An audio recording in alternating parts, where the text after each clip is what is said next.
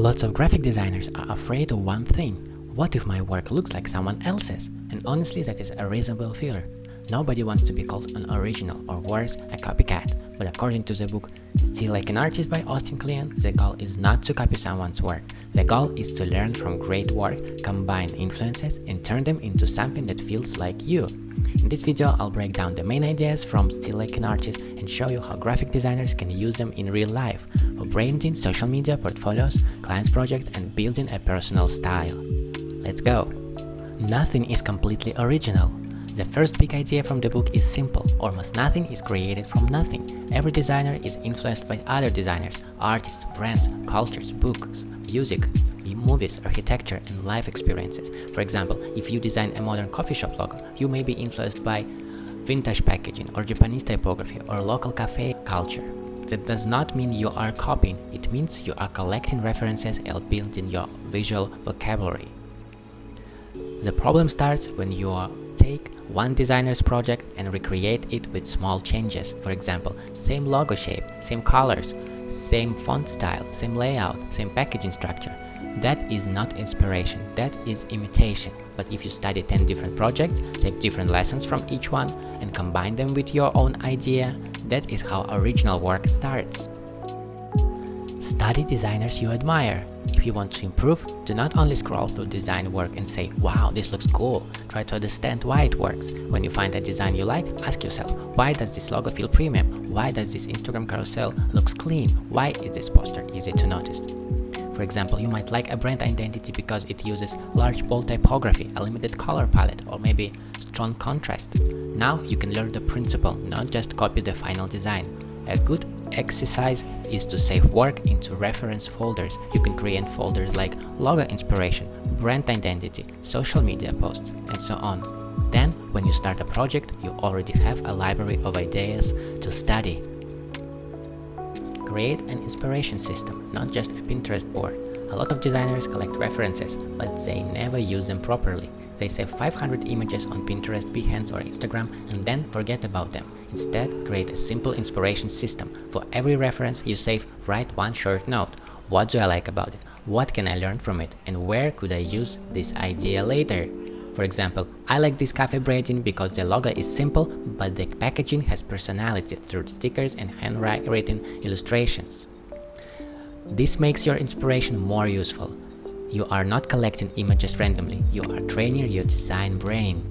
Copy for practice, but do not publish it as original work. One of the best ways to learn design is by recreating work you admire. You can take a poster, logo layout, social media post, or landing page section and try to rebuild it. Not to post it as your own client project. Not to sell, but to understand how it was made. When you recreate a design, you start noticing things you missed before. The spacing is more precise than you thought, or typography has a very specific hierarchy. The colors are carefully balanced. This is especially useful when you are a beginner.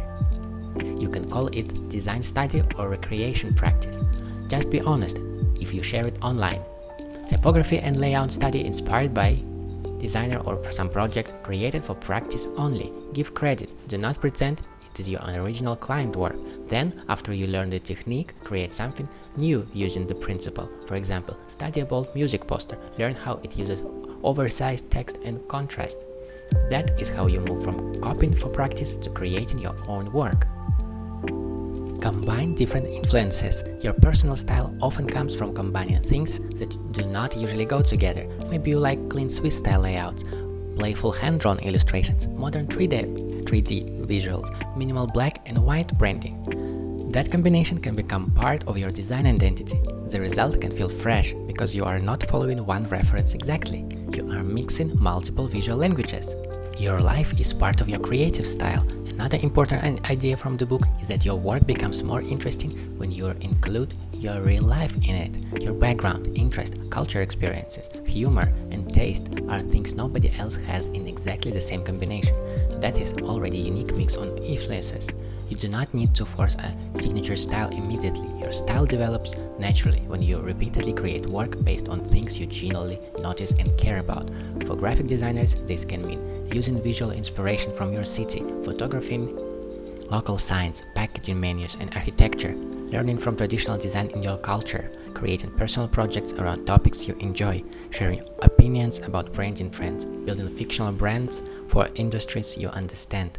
Your taste is not random, it can become part of your creative advantage. Make work before you feel ready. A lot of designers wait until they feel original enough, skilled enough, or experienced enough to share work, but you do not become confident first. You become confident by making things, create fake projects, redesign bad branding, make poster series, create social media content for fictional businesses, build logos for industries you want to work with. For example, if you want restaurant clients, create a visual identity for a fictional cafe, menu design, Instagram templates, and so on. This does two things. First, it improves your skills. Second, it helps you attract the kind of clients you actually want. Clients do not care whether your first project was paid or personal. They care whether your work looks relevant to their business. Share your progress, not only your final design. You do not need to wait until every project is perfect before posting it online. Share your process, for example, your mood board, logo sketches, typography experiments, color palette options, before and after redesigns, a failed concept and what you learned, a short explanation of your design decisions.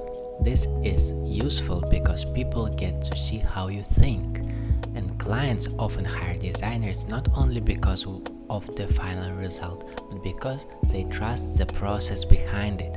You can make simple posts like, I redesigned these cafes Instagram visuals to make the brand look more consistent. Here are 3 changes I made, or the logo concept did not work at first. Here is what I changed and why. That type of content can attract both other designers and potential clients. Build your own creative input. If all your inspiration comes from Behance, your work may stay looking like Behance. Design platforms are useful, but do not only look at design platforms. Look outside your industry. Get inspiration from books, magazines, old posters, museums, street signs, product packaging, films, music albums, fashion, architecture, menus, local markets, travel, photography.